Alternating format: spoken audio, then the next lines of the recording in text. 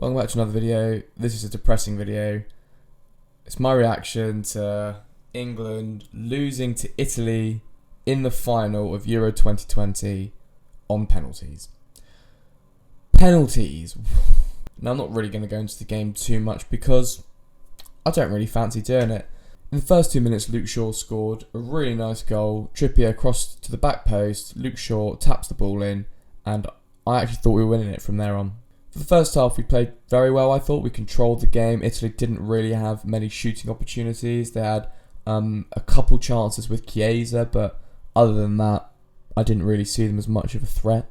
We came out in the second half and we sat a bit deeper than we had in the first half, and Italy punished us. Italy were relentless in their pressure. We couldn't string three passes together, and the goal came, and it was coming, you did have to say. A really scrappy goal as well. Headed on from a corner, bit of a scramble in the box.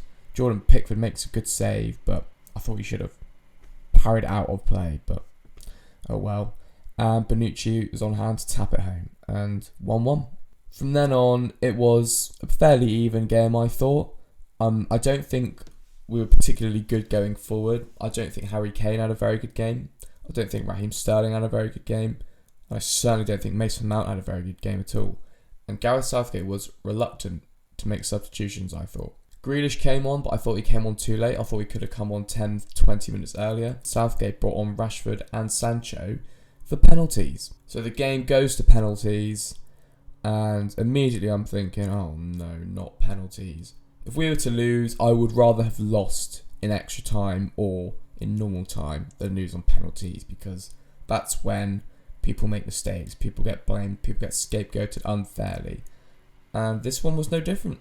Italy missed their first penalty. Harry Kane scores to make it 1-0. Italy then score. Harry Maguire then scores. And I'm thinking, oh, okay, right, this is okay. This is not too bad. We might actually win on penalties. But lo and behold, it wasn't to be.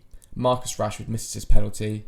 If I'm going to be critical of him, I don't know why he did that run-up, and his placement was poor. He missed, but at the end of the day, it is a penalty, and you got to give him credit for actually having the balls to go up and take one in the first place. So, fair play to Rashford, it just wasn't meant to be.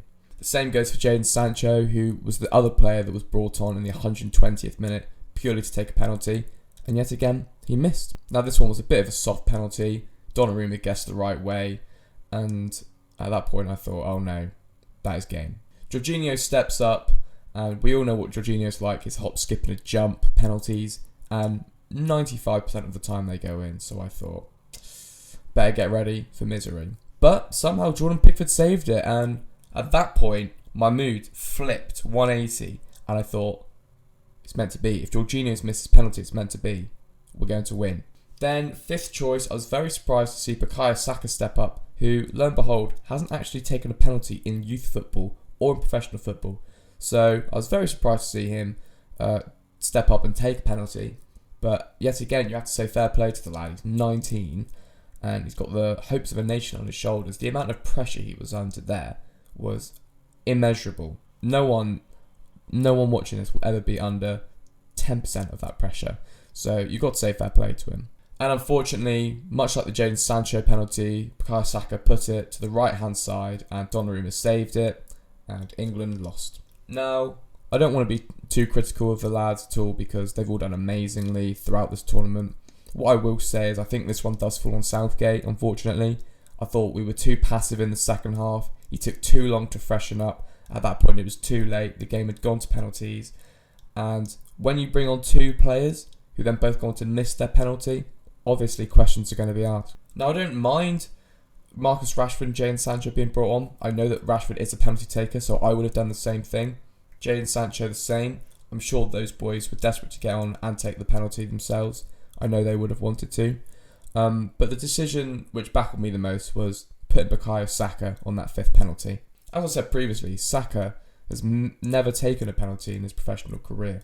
So to put him on a penalty of that magnitude, the most important penalty in this country's history, it was just baffling. Even if Bukayo Saka comes up and says, I want to take a penalty, I think you have to overrule him in that. It's not like he has a good penalty record, but this isn't any criticism of Bukayo Saka because amazing bottle to step up and actually take the penalty. And I know he missed, but he's a great player, and I don't care. I'm over it now. And that's because of other things that have happened in light of the football. To be honest, the aura surrounding the game, for me anyway, was ruined by stupid fans. Like, I don't know if you can call them fans at this point. It was just ridiculous, but it is a problem in the English game. The English fans, a lot of them, a large majority of them, maybe not majority, but a large portion of England fans are, quite frankly, just disgusting people. Before the game, you saw fights, you saw this, that and the other, stampedes, you saw people trying to get into Wembley who didn't have tickets. And I was looking at all the footage, I was looking at the videos on Twitter, and I thought to myself, oh my god, I'd be terrified if I was there. I can only imagine what parents must have been thinking if they brought their kids to the game. A once in a lifetime opportunity to watch a Euros final at Wembley Stadium, and it must have just completely overshadowed the experience. I mean, it was awful. It was terrible. Yet again, it's England fans embarrassing the nation. What's new? We've seen it all before. And it didn't even stop there. After the football, there were riots outside the stadium from what I saw on Twitter. A lot of fighting. Stabbings I've seen reported on the news. Italian fans being beaten up. I've seen video footage of that on Twitter. And my god, after that I thought, oh, I don't care. I'm not invested in this anymore. These fans don't deserve to have witnessed any glory on behalf of England. And obviously, worst of the worst, the racist abuse that the penalty takers have received after their penalties. Rashford, Sancho, Saka, they're all young black footballers. Young black footballers are always only one bad game away from disgusting racist abuse. Unfortunately, it is like that. And it's horrible. It makes me not enjoy football, makes me not like football, to be honest. And yesterday was no different. If anything, it was amplified, it was worse. And what I want to say as well is, it's not just like troll accounts as well. You know, you see these accounts that are set up, no profile picture. They've only been set up 10 minutes ago with the sole purpose of messaging these people, calling them racist words and stuff.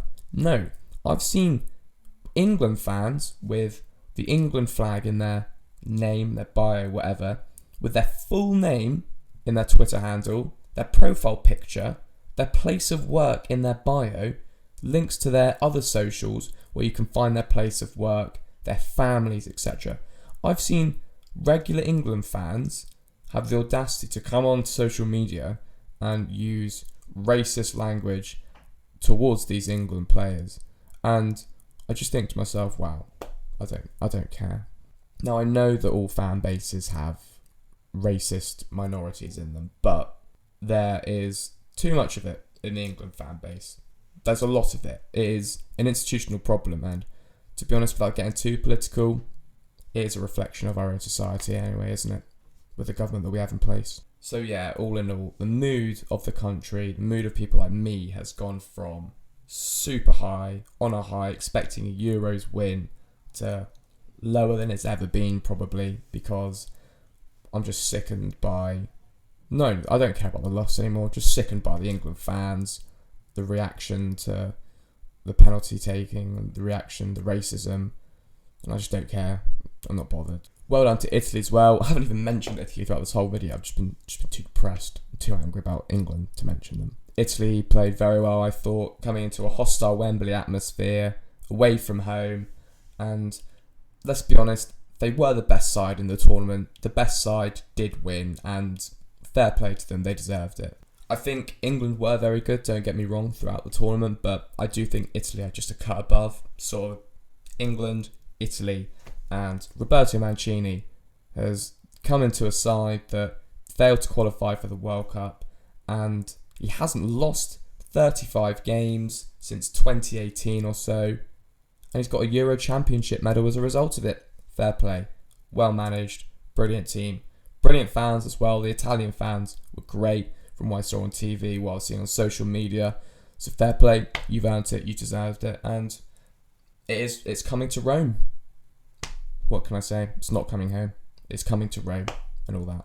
But yeah, that's the end of the video. A really somber, depressing one, but that is the reality of being an England fan right now. As for going forward, I want to see Gareth Southgate in charge for the World Cup next year. I'm actually very hopeful that we can win the World Cup, which is something I've never been hopeful of before. So onwards and upwards. I hope the lads keep their heads held high because they've done themselves proud. They've done the nation proud throughout the tournament. We've got a brilliant team that we should be excited for. And if you're going to take any positives out of yesterday's, we're competing again. And you have to lose some to appreciate the wins. But yeah, that is it. If you have enjoyed the video, if you have enjoyed all the Euros content I've been putting out throughout the tournament, please leave a like. Please comment down below your thoughts on the games. Subscribe if you haven't. But yeah, thanks for watching, and I'll see you for another video soon.